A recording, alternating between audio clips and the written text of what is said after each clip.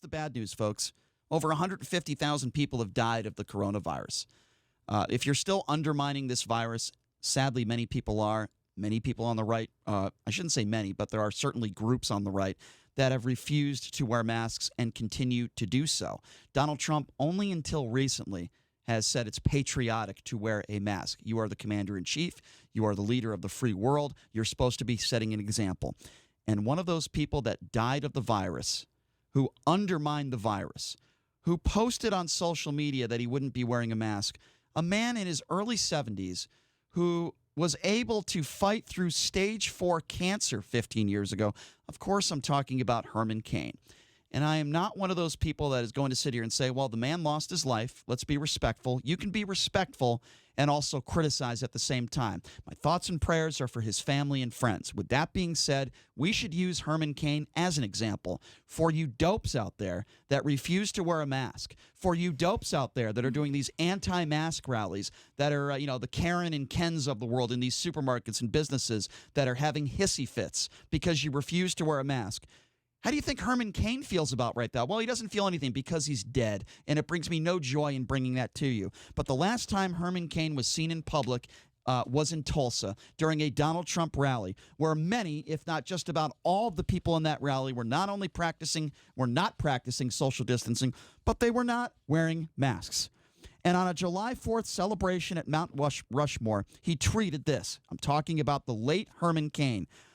And again, he basically said masks will not be mandatory for this event, which will be attended by President Trump. People are fed up. Those are the words of Herman Cain on July 4th. Yes, those are his words, but his words aren't saying masks aren't effective. They're saying people are fed up, and people are fed up with government mandates that are taking away their constitutional rights. The issue that people are protesting masks is not because, I don't want to wear a mask. It's because they can't be forced to wear a mask. Why should this country, why should our government be telling us what we can and cannot wear, who we can and cannot serve? Okay. That's the issue. Don't get it twisted. So I'll respond to that, but first let me just say this. This is a man in his early 70s who didn't have great health, who battled stage 4 cancer.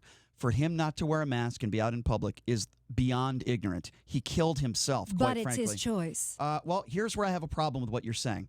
If it only affected him, or if you walked out right now and didn't wear a mask and it only could affect you, the only person that could be sick is you, I would 100% agree with you. But it's like drunk driving. How is it like drunk driving? Well, if you get into a car and you're drunk, you might not only kill yourself, you might kill other people. We all know how this virus works. If you're out there not wearing a mask, and for the majority of people that understand masks, they would say it's not necessarily only about saving you, it's about saving other people. You could be asymptomatic, so on and so forth. It's about not spreading the virus to other people. Herman Cain, because he was not wearing a mask, and who knows how long he wasn't wearing a mask since he had the virus, he could get other people infected. So it's not just about your rights. It's about everybody around you. And I'll tell you something. If you're one of those people, again, if it only affected you, go ahead, do what you want. I don't care. But the bottom line is it's affecting other people. But everything affects other people. I don't like cigarette smoke, but you have the right to smoke. So you can go in a casino, you can smoke up a storm. You're infringing on my rights to have clean air. I don't like pot. I don't like having to smell pot, but it's legal and you can you can't really smoke it anywhere, but everybody does. But Michelle, you know this. Even if you're smoking a cigarette or somebody's smoking a cigar and you don't like the smell, you could just leave. You're not going to get a virus that can kill you right away if you know. Okay. So it's about choice. Well, listen, hear me out. You don't know if somebody has the virus or not. There are people that are asymptomatic. You could be walking around a certain crowded area and you don't know that the person that's right next to you that's not wearing a mask could have the virus. When you see people that are smoking, you see it with your own eyes and you can move. But the difference between smoking and secondhand smoke and the coronavirus, to me, it's like night and day. Is it not? I don't know. I see it very much the same because, hey, during cold and flu season, there can be people sick at the CVS. You can be on an airplane and there can be people sick on the plane. But this isn't a cold. You don't know it.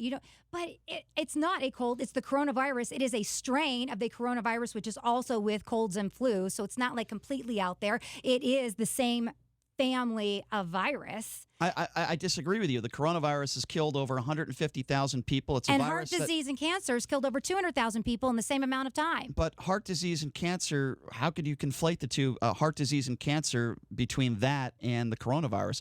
You can be in wonderful shape You could be in fantastic shape, and you could go out there, and if you're next to somebody that's not wearing a mask or you're not wearing a mask, you're putting other people at risk. We're not talking about heart disease. We're not talking about car accidents. We're talking about a pandemic. We're in a global pandemic right now. Why is it so difficult for people to just put a mask on and respect other people? I don't understand that. Quite honestly, it's not that difficult, and we don't have that many infractions here, particularly in this state where people are just refusing to do so. The number of people who are complying is quite good. Even the governor mentioned that on Monday. He has his few bad actors who he wants to go after, and he has his little Cartman from South Park moment, respect my authority, and that's kind of how he acts all the time, in my personal opinion. But for the most part, people are complying. There are also people, Herman Cain wasn't complying, and now he's dead. But that was his personal choice. Well, he's an idiot. Well, I don't you care. have the personal choice to say that. All right, well, let me ask you a question, Michelle. Maybe you tell me if you think I'm out of line here, and then we'll take some phone calls at 257-5396.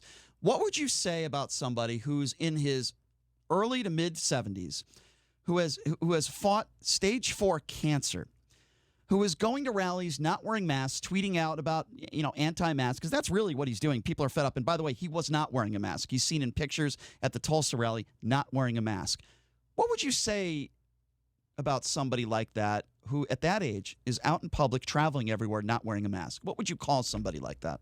I would say it is their personal choice, and it's about personal responsibility. I'm going to be seeing in a few weeks some older family members, and it is their wish that everyone be masked the entire time. I respect them. I don't want anything bad to happen to them, so I choose to wear a mask. I know 70 and 80-year-olds who hate wearing masks, and they don't wear it. It's a personal choice. They can hate wearing masks, but I wonder if they hate being 6 feet underneath the ground, because guess what? That's where Herman Cain's going to be in a couple days.